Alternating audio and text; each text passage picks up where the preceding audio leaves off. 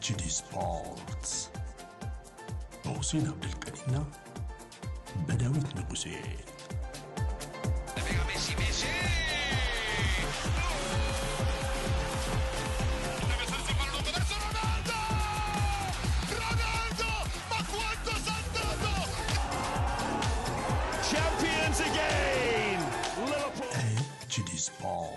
ተናስተልን በያላችሁበት እንዴት ናችሁ ብለናል የኤችዲ አድማጭ ተመልካቾች የሐሙስ አጠር ያለ ፕሮግራማችን እነሆ ተጀምሯል።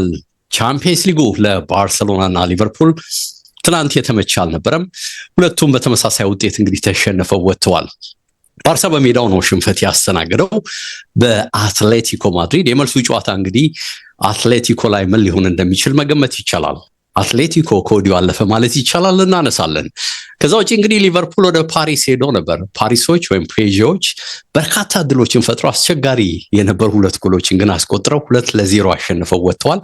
ሊቨርፑል ሜዳ ላይ እንደነበረው እንቅስቃሴ በርካታ ጎሎችን ማስተናገድ ነበረበት።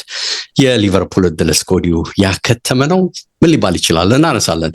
ከዛ ውጪ ከዩናይትድ እንግዲህ የአየርላንድ የ3 ቀናት ጉዞ ጋር ተያይዞ አብሯቸው ወደ ስፍራው ያቀናው ጋዜጠኛ ስለ ዩናይትዶች አንዳንድ ዘገባዎችን ይዞ ተመልሷል። የክለቡ ተጫዋቾች ካሪክ በሙሉ ኃላፊነት እንዲቆይ ይፈልጋሉ የሚል መረጃን ጨምሮ ስለ ዝግጅታቸው የተወሰነ ነገር ብሏል። እሱንም በዛሬ ቆይታችን እናነሳለን። ቆይታችን እንግዲህ አማረ እንዲሆን እንድትከታተሉን በማክበር ጠይቃለሁ። በአካል ዳንኤል አብሮኝ ይቆያል። በአካል እንዴት ነህ ብያለሁ። አለን ዴቭ እንዴት አለ? አድማጭ ተመልካቾቻችን እንዴት ናችሁ ብያለሁ።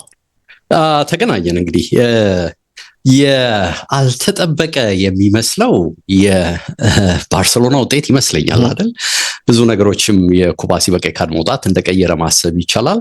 ከሁሉም በላይ የመልሱ ጨዋታ እንግዲህ አጓጊ ነው የሚሆነው። በዛው ልክ ደግሞ ፒኤስጂ ሊቨርፑልን የማሸነፍ አቅም ሊኖረው እንደሚችል ማሰብ እንችላለን። ጨዋታው ግን በዚህ መልኩ መጠናቀቁ በራሱ አስገራሚ ነው። በርከት ያሉ ጎሎች ሊስተናገዱበት የሚገባ በተለይ በፒኤስጂ በኩል የተሳቱ ጎሎችን ስታስብ ሊቨርፑል መነካው የሚያስብል ነው የሚመስለው። ለሁሉም ነገሮች ለፒኤስጂ ቀና ይመስላሉ የተለየ ነገር በመልሱ ካልተፈጠረ።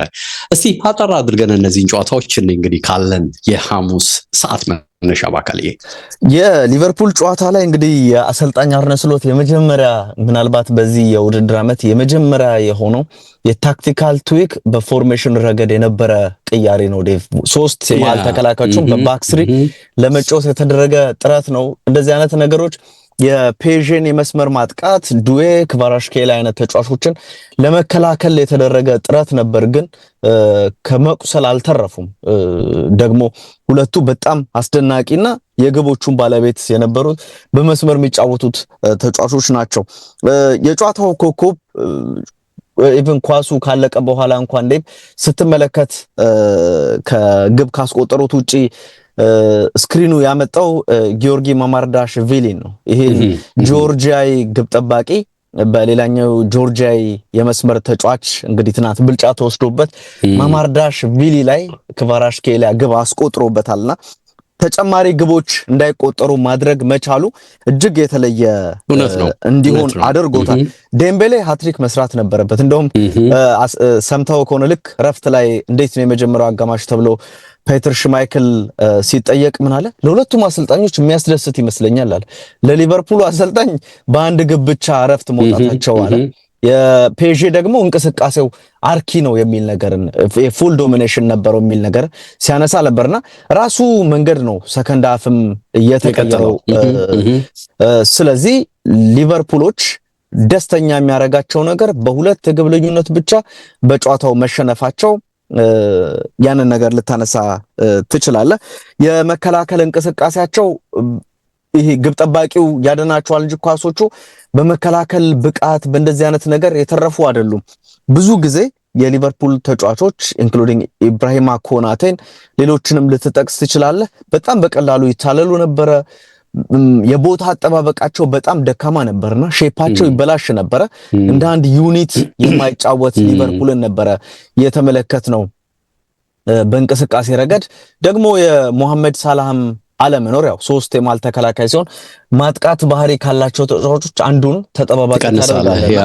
ግዴታ እንግዲህ ይሄ እርምጃ በሳላህ ላይ ነበረ አሰልጣኝ አርነ ስሎት የወሰዱትና ሳላህም ባይኖር አሰልጣኙ የተለየ ነገር ማሳየት ሳይችሉ ቀርቷልና ፍጹም ብልጫ በተለይም ደግሞ የመስመር እንቅስቃሴያቸውን ጫና ለመቋቋም የተደረገ የቁጥር ማብዛት በሊቨርፑል ላይ ቢኖርም ግን ደግሞ የተደረቡ ኑኖ ሜንዴሽ የተደረበ አሽራፍ ሐኪሚ እየሄዱ የሚያደርጓቸው እንቅስቃሴዎች እጅግ የተለየ ነበርና የመጀመሪያው አጋማሽ ላይ በአንድ አጋጣሚ ብቻ የሊቨርፑሉ ዊንግ ባክ የነበረው በትናንትናው ጨዋታ ፍሪምፖንግ አግኝቶ የሞከረው ኳስ ካልሆነ በስተቀር በሊቨርፑል በኩል አስቆጭ የምትለው ነገር አልነበረምና እንግዲህ ፔዦች ከተቆጩ የዴምቤሌ 3 ያልተቆጠሩ ኳሶችን እና ሌሎችም ያላስቆጠሯቸው እድሎችን ሊሆን ይችላልና በጣም ፍጹም አስደሳች ምሽት ለፔዤ ለሊቨርፑሎችም ደግሞ መከፋት የሌለበት በመሸነፍ ውስጥ መከፋት አለ ግን በጣም መከፋት እንዳይኖር ያደረገ ጨዋታ ይመስለኛልና በዚህ መልኩ ነው ይሄ ጨዋታ ሊጠቀስ የሚችለው። ክፋቱ የሚመስለው መልሱ ላይ ሊቨርፑሎች ምን ይፈጥራሉ የሚለውን ነገር ዝም ብለህ ከወዲሁ ግምት መውሰድህ ነው። አስገራሚ ነው አይደል? በአንድ ሲዝን ይሄን ያህል መውረድ እንግዲህ ይሄ ሚድፊልድ ትናንት እንደልብ ሲረማመዱበት የነበረው ሚድፊልድ አምና ምን ያህል አስደናቂ እንደነበረ አንዳንድ ተጫዋቾች እንደውም ለኮቹ እንደ ሬቨሌሽን በቃ ኮቹ ራሱ በቃ ወደ ትልቅነት አመጣቸው የተባሉ አይነት ነበሩ እንደነ ግራቨንበርች አይነት ተጫዋቾችና አሁን ግን በቃ ቲሞች በተለይ እንደዚህ ከኳስ ጋር ጥሩ እንቅስቃሴ የሚያደርጉ ቀጥተኛ የሆነ እንቅስቃሴ የሚያደርጉ በተለይ ኳስን ከቴክኒክ ተሰጥኦ ጋር ምልህ አዋህደው የሚጫወቱ ቲሞች ሲመጡ በጣም እየተቸገረ እንዳለ ያያየን ነው። አንዳንድ ጊዜ እንግዲህ የፎርም የብቃት መውረድ ምን ያህል ተጽዕኖ ትልቅ እንደሆነ በሳላ ላይ በነቫን ዳይክ ላይ በደንብ ነው የሚታየውና የመጀመሪያው ጎል ላይ እኮ ዱዌ ኦልሞስት እኮ 3 በሚባሉ ተጫዋቾች መካከል ነው ያንን ኳስ ያስቆጠረውና በሰውነት ተሸወዳቸው ይሄንን ስታይ የሊቨርፑል የሆነትም በአንድ ሲዝን ውስጥ በዚህ ደረጃ መውረድ በጣም የሚገርም ነው የሚመስለውና አንዳንዴ ሪሊ የተጫዋቾቹ ብለህም ጥያቄ እንድታነሳ የሚያስገድድ ይመስለኛል። ለዚህም ነው አሁን አንዳንዶች እኚኮች ሊነሱ ይገባል አዲስ አፕሮች አዲስ አስተሳሰብ ኢቨን በተወሰነ መልኩ አዲስ ተጫዋቾችንም ክለቡ ማምጣት ያለበት ሲሉ የሚሰማውና ገርሞኛል ሊቨርፑል በዚህ ደረጃ መውረዱ። እንግዲህ ፔጄ በተለይ በመልሱ ጨዋታ ይሄ ውጤት የሚቀለበስ ከሆነ ለመቀልበስ በጣም ከባድ ነው የሚሆነው ምክንያቱም ፔጄ እንዳያስቆጥር መከላከል እጅግ አስቸጋሪ መሆኑን ነው አሁን እያየን ያለ ነውና በተለይ ጥሎ ማለፍ ጨዋታዎች ሲመጡ ይነሳል በደንብ ነው ቡድኑ የሚዳብረው በጣም እያደገ ነው የሚሄደው የናሽናል ቲም ቡድን ነው የሚመስለው ፎርማቸው ወረደ ብለህ የምታነሳቸው ተጫዋቾች አሁን ብድግ እያሉ እየመጡ ነው ያሉትና መቼም አስደናቂ ነው የሉዊስ ኤንሪኬ ቡድን አሁንም የተለየ ተስፋ እንድጥልበት የሚያስገድድ የሚመስለው በዚህ ሰዓት ላይ የብቃት ጥያቄ ይነሳባቸው የነበሩ ተጫዋቾች ብድግ ብለዋል። ዴምቤሌ ኦፍ ኮርስ ከነመሳቱ አለ ግን ወደ ጎል አይመጣም ብለህ መከራከር አትችልም። ዱዌ ብቃቱ ወርዷል ተብሎ ነበር አሁን ምን ያህል እንደመጣየው እንዳልከው በመስመር የሚደረጉ እንቅስቃሴዎች በነ ሀክሻም ማን ነው በነ ሐኪሚ ምን ያህል ሊሆን እንደሚችል ታያለ። ክቫራትስኬሊያ በራሱ የሚያደርገውን እንቅስቃሴ እያየ ነው ኦልሞስት እኮ በቃ ይሄ የነ ሜሲ ስታይል አይነት ጎል ነው ሁለተኛውን ጎል ሲያስቆጥር ያየነውና ብዙ ሊባል ይችላልና ፔጄ በቀላሉ የፍጻሜውን መስመር ሊያገኝ የሚችልበት እድል እንዳለ ትገምታለህ። ግን በባየርንና በእነሱ መካከል የሚደረገው ጨዋታ ግን እጅግ ኢንትረስቲንግ ሊሆን እንደሚችል ከወዲሁ ግምት መውሰድ ይቻላል። ያኛውን ጨዋታ እነሲ ደግሞ የባርሴሎና እንቅስቃሴ እንግዲህ በፓው ኩባርሲ በቀይ ካርድ መውጣት ምክንያት ተስተጓጉሏል ልትለው ትችላለህ ዴቭ። ምንም ጥያቄ የለውም ቀይ ካርዱ ያሰጣል። ግን የሚገርመው እንደ ዩሊያን አልቫሬዝ አይነት አስፈሪ የቅጣት ምት መቺ ተጫዋች ባለበት ቡድን ላይ የባርሴሎና ተጫዋቾች ኦፍ ኮርስ በጣም የተጫዋቹን ኳሊቲ በጣም ማድነቅ አለብህ ዴቭ። ራሱ ግብ ጠባቂው እኮ የተለየ ነው።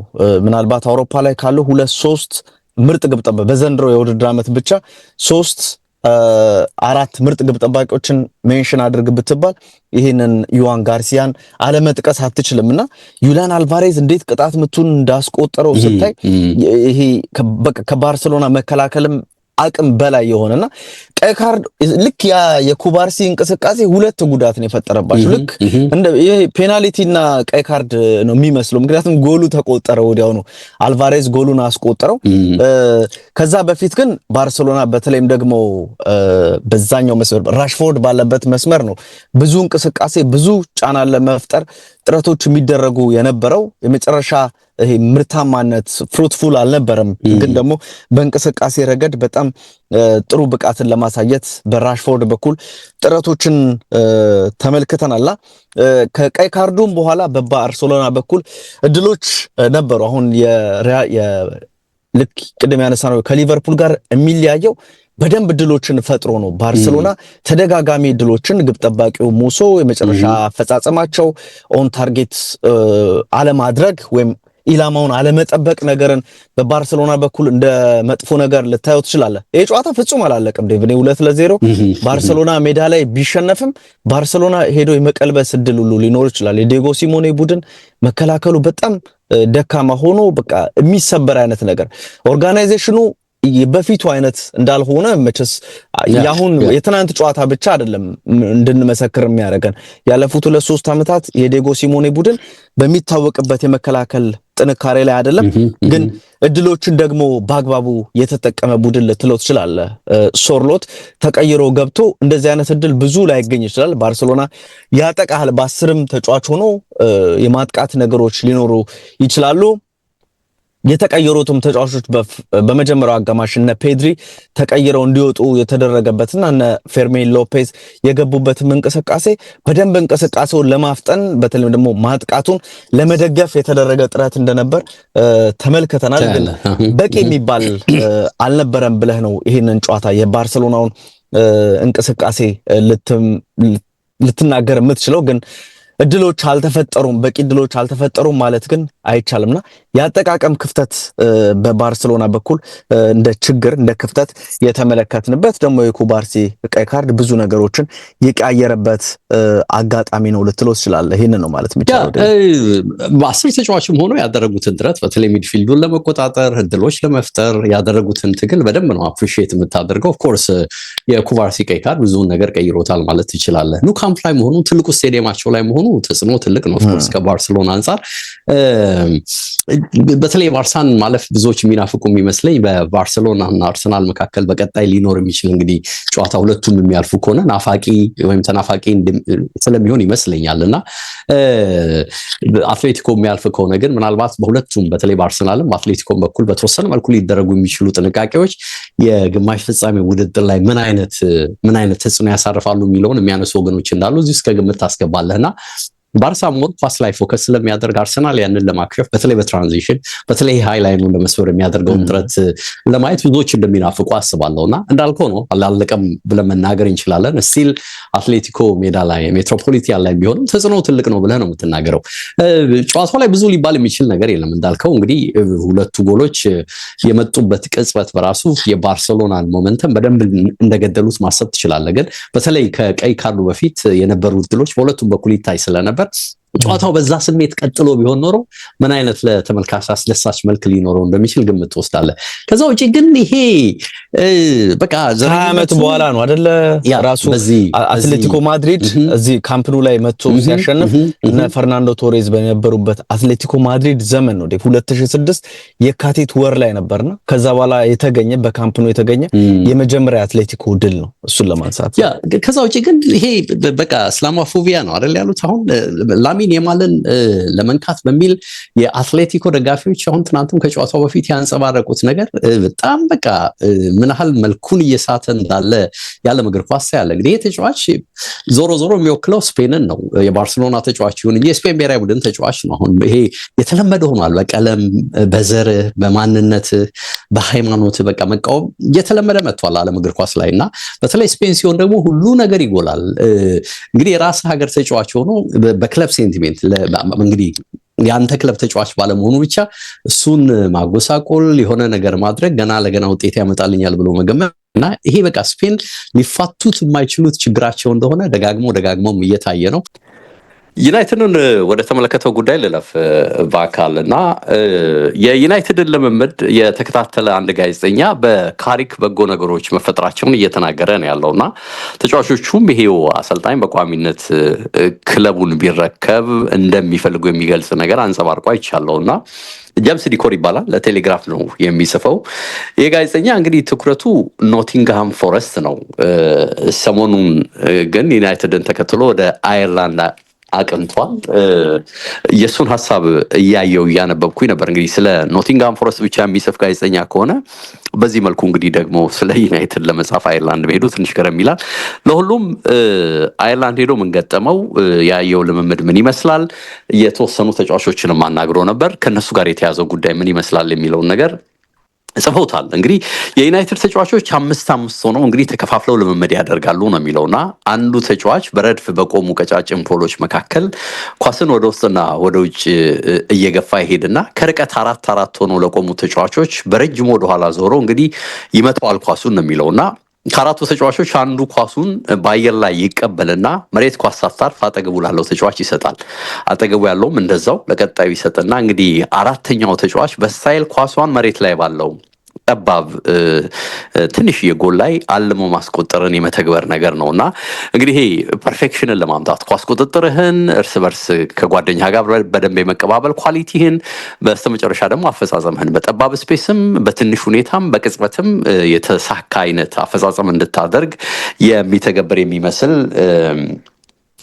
ልምምድ ነውና ይሄ ሁሉም በስታይል ሲተገብረው 3 ቦታ ከፍሏቸው ሁሉንም ተጫዋቾች በዚህ መልኩ ሲተገብሩት ነበር ነው የሚለውና ቴሬቪስ ቤኒየን የተባለ የዋናው ቡድን አንዱ ኮችም ይህንን በበላይነት ቆሞ ይመራል ይህንን ልምምድና ኮቢ ሜኑ ለቆሙት ጓደኞቹ ኳሱን በአግባቡ ማድረስ ባለመቻሉ በቀልድ መልክ ሜኑን ታክል ስሩበት፣ ታክል ውረሩበት ሲልም ይደመጣል ይላልና ሜኑም እንግዲህ ከካሪክ በፊት የነበረ 5 ወራትን እንግዲህ ታስታውሳለህ በአሞሪም ጊዜ በአስቸጋሪ መልኩ ነበር ያሳለፈው። ጃንዋሪ 20 ላይ እንግዲህ በውሰት እንደውም አዛውሩኝ እስከማለት ጃንዋሪ ላይ በውሰት አዛውሩኝ እስከማለትም ደርሶ ነበርና ካሪክ ከመጣ በኋላ ግን ይሄ ተጫዋች እንግዲህ ታሪኩ ሙሉ ለሙሉ እንደተቀየረን የማንተም እናውቃለንና የእርሱ ብቻ አይደለም አጠቃላይ ቡድኑ ሙድም ተቀይሯል የሚል ዘገባ ነው ይሄ ጋዜጠኛ የሚዘግበው። ማጓየርም ካሪክ ከመጣ በኋላ የመፈለግ ስሜት የተሰማው ቁልፍ ተጫዋች ሆኗል ነው የሚለው። እንደውም ከሰሞኑ ደሞዙን ቀንሶ አሁን በዩናይትድ በቀጣይ ጊዜያት ለመቆየት የሚያስችለውን ስምምነት ፈጽሟል። በጥሩ ሞራል ላይ የሚገኛል የሚል ሀሳብ ነው የወጣው። ታስታውስ ከሆነ ከትናንት ወዲያ የወጡ መረጃዎች የዴቪድ ቤካም ቡድን የዚህ ሜጀር ሊግ ሶከር ላይ ከነ ሜሲ ጋር እንዲሰለፍ በትልቅ ገንዘብ ኢንተር ሚያሚን ብሎት ነበር። ግን ደሞዙን ውድቅ አድርጎ እንደውም ደሞዙን ቀንሶ እዛው ዩናይትድ ለመቆየት ተስማምቶ እንግዲህ ኮንትራቱን አኑሯል። የተለየ ዓመት ይኖረናል እያለ ነው። አይ ነው ያ እንደዚህ የሚልም አስተያየት እየሰጠ ሰምተነዋልና ይሄ ሆኗል። በቀጫጭን ፖሎች መካከል እንግዲህ ኳሱን እያጣጠፈ ወደፊት ይሄዳል። ማጓየርም ሲያየው ይሄ ጋዜጠኛ ከርቀት ለጓደኞቹ እንግዲህ ዞሮ የተመጠነ አሪፍ ኳስ በመስጠቱ እንግዲህ የካሪክ ታማኙ ምክትል አሰልጣኝ ጆናታን ውድጌት በሊድስ እናውቀዋለን። ይህንን ተጫዋች ታስታውሳለህ አይደል? ጉዳት በጣም ካባከኑ ተጫዋቾች መካከል አንዱ ነውና ኦ ሃሃሃ በሚል የአድናቆት ጋል ለማጓየር አወጣ። በቀልድ መልክ ነው የሚለውና ወደድኩት የሚልም የፈገግታ ወደድከው የሚልም የፈገግታ መልስ ተሰጠው እንደ ማጓየር ይላልና በሚገባ ሜጋ ብሎ እሱም ሲመልስለት ሰምቻለሁ አለ። እንግዲህ ሜጋ ለማጓየር አጠር አድርጎ የሰጡት የቅጽል ስም እንደሆነ ይናገራል። እንግዲህ አቆላምጠውት ነው እንግዲህ ይሄንን ተጫዋች አለ ሃሪ ማጓየር የሚለው ረዘመ። እንግዲህ ስናሳጥረው ሜጋ ሆኗል። ሜጋ ፕሮጀክት በሚለው ልትወስደው ትችላለህ እና በሚገባ በሚል ይመልሳል ይላል እንትናም ውድጌትም በዚህ መልኩና የዩናይትድ ስኳት እንግዲህ በአየርላንድ በመዝናናት ሙድ ላይ ነው የሚለው። የመጀመሪያው የልምምድ ፕሮግራማቸውን እንግዲህ ሰኞ ከመጡ በኋላ ማክሰኞ አድርገዋል። በካርተን ሃውስ ስፓ ሆቴል ነው ለ3 ቀናት ያህል የሚቆዩት። ይሄ ሆቴል በ1100 ካሬ ላይ የሰፈረ የተለያዩ ነገሮች ያሉት ልምምድ ሜዳን ጨምሮ የተለያዩ ነገሮች ያሉት ነው። በተለምዶ የአየርላንድ ራግቢ ቲም ነው የሚያርፍበት ይህን ሆቴል የሚል መረጃ ነው ያገኘሁትና ከሊድስ ጨዋታ በፊት ጥሩ ቆይታ ያደርጋሉ በዚህ ስፍራ ተብሎ በስፋት ይጠበቃልና 7 ጌሞች እንግዲህ በቀጣይ 7 ሳምንታትም ያደርጋሉ። የቻምፒየንስ ሊግ ተሳትፎ ማድረግ ዋናው እንግዲህ የዘንድሮ ግባቸው ነው። እኔም አንተም እንደምናውቀው በዚያውም እንግዲህ ካሪክን በክለቡ በረጅም የመቆየት ሂደት ማረጋገጥ አብሮ ይመጣል የሚል መረጃ ነው በጋዜጠኛው የሰፈረውና 3 ወራት ሆኑት። በነገርህ ላይ ካሪክ ከ10 ጨዋታ 7ቱን አሸንፏል። በመልበሻ ቤት በእርሱ ላይ ማመን ጨምሯል ነው የሚለውና አማድ ዲያሎና እምቤሞ ትክክለኛው የክለቡ ሰው እሱ ነው በሚል አስተያየት ሰጥተውታል። ለዚህ ጋዜጠኛ ዲያሎ ሲናገር በስሜትና ትኩረት ተሞልቶ ነው ስለ ካሪክ የሚናገረውና 2021 ላይ ነው ከካሪክ ጋር የተዋወቅኩት ይላል። ያኔ ካሪክ የሶልሻየር ምክትል ነበር ነው የሚለው። ከዛ ደግሞ ካሪክ ቦሮ እያለ ሚድስ ቦሮ እያለ ዲያሎ ደግሞ ሰንደርላንድ ሄዶ ነበር በውሰትና በሻምፒዮንሺፑ ተገናኝተዋል። በአጭር ቆይታ አብሮት አልሰራም፣ ጨዋታ ላይ ነው የተገናኙት። በእርሱ ቆይታ ዙሪያ እኛ ተጫዋቾች አንወስንም፣ ነገር ግን እስካሁን እርሱ ትልቅ ነገር እየፈጠረ እንዳለ እያየን ነው። ጥሩ ልምድ አለው፣ ክለቡን ያውቀዋል፣ ትክክለኛ ሰው ነው፣ በሚሰራው ስራ ደስተኛ ነን የሚል ሀሳብ ሰጥቷል።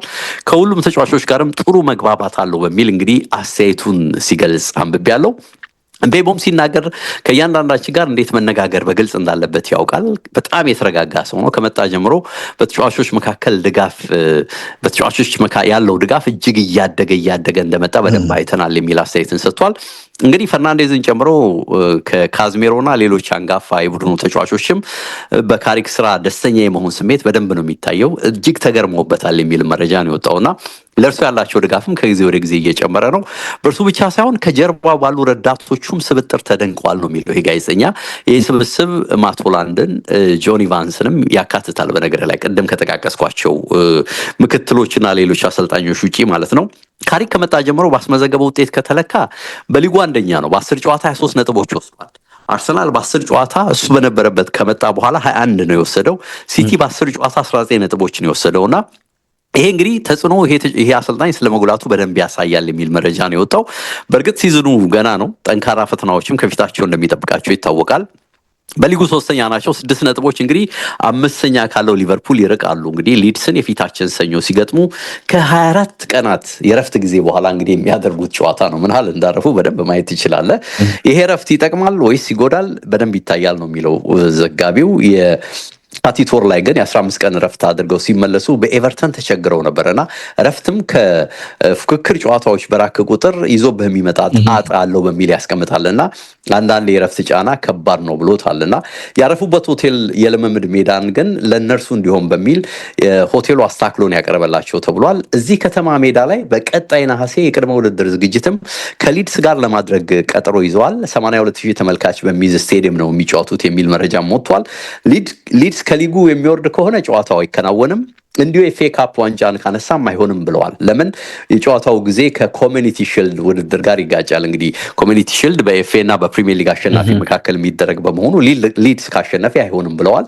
ለአሁኑ ግን ከሰኞ ከሊድሱ የሚያደርጉት ጨዋታ በፊት በከተማው በስፋት ለፕሪሚየር ሊጉና ለቀሪ ሊግ ጨዋታዎች እየተዘጋጁ ስለመሆናቸው መረጃ ወጥቷል። በአካል የማንቸስተር ዩናይትድ ውሳኔ ቀላል አይሆንም። ይሄ በኦሌ ጊዜ እንደነበረው ከዛ በኋላ አጭር ቆይታ ተሰጥቷቸው ከዛ በኋላ በሚያሳዩት ውጤት አሁን የኦሌ በጣም መጣደፍ ነበረ። ግን አሁን ዩናይትድ ከያኔው በደንብ ትምህርት የሚወስዱ ይመስላል። ምዘናውም ቀላል አይመስለኝም።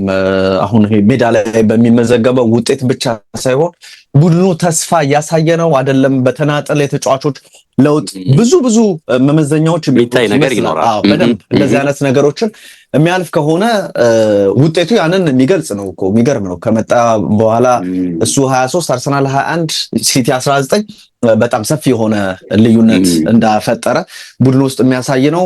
ሪል በሞቲቬሽን የመጣ ነው በስራ ነው የሚለውንም ጉዳይ ዩናይትዶች በደንብ መገምገም ያለባቸው ይመስላል። እና የኦል አይነት መቻኮል መጣደፍ እንደዚህ አይነት ነገር የሚኖረው አይመስልም። ግን ኃላፊነቱን ቢሰጠውም ያን ያክል የሚያንሰው የሚበዛበት አይመስልም። እንደዛ ነው ድጋፍ ከቀደሙ እንግዲህ ተጫዋቾችም ድጋፍ በትልቁ እያገኘ እንዳለ ይታያልና አንዳንዶች ነው የተበላቁ ነው በቃ እሱ ነው የሚወስደው ኃላፊነቱን የሚል ነገር እያነሱ ነው። ግን ከባድ ነው አንዳንድ ጊዜ እነዚህ የቀደሙ ተጫዋቾችን ኃላፊነት ላይ በቀላሉ በዚህ መልኩ አውጥተህ በኋላ ውጤት ሲበላሽ ደግሞ ያው ዞሮ የሚነሱ ጉዳዮች አሉ። የሶልሻየር ታሪክ ተመሳሳይ ነው።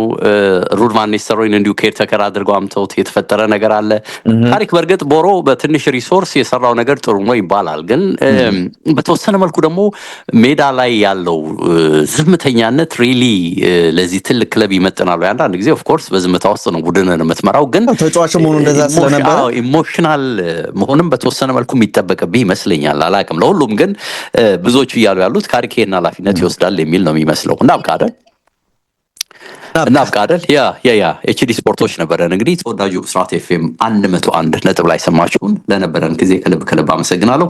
በአካል ያንተንም አመሰገንኩ። ባባይ ሰላም፣ ወደ መልካም ጊዜ።